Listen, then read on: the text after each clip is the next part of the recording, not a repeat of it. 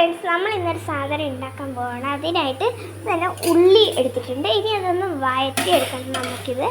അപ്പോൾ ഇത് വഴറ്റി എടുത്തതിന് ശേഷം നമ്മൾ ഈ നമ്മുടെ എന്താ പറയുക റൊട്ടി ഇങ്ങനെ സ്ലൈസ് ആക്കി എടുത്തത് അതിലേക്ക് ഇട്ട് കൊടുക്കണം. അതിനായിട്ട് ഇനി ഇതൊന്ന് വഴറ്റി എടുക്കണം.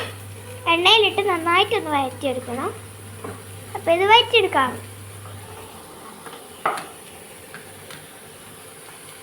അതിനായിട്ട് ഇനി കുറച്ച് ഉപ്പ്,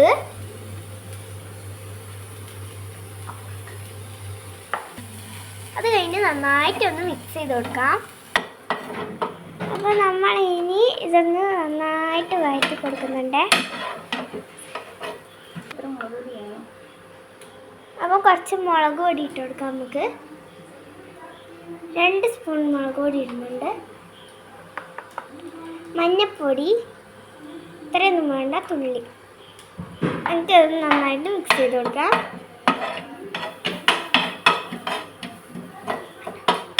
അപ്പോൾ ഇനി ഇതിലേക്ക് തുള്ളി വെള്ളം ഒഴിച്ച് കൊടുക്കാം. നമുക്ക് തുള്ളി മതി, എത്ര പാട് വേണ്ട.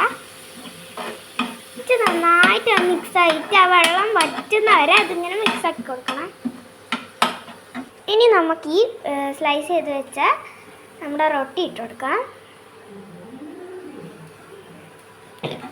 അത് കുറച്ചായിട്ട് ഇട്ടാൽ മതി. എന്നിട്ട് നന്നായിട്ടൊന്ന് വഴറ്റി കൊടുക്കാം.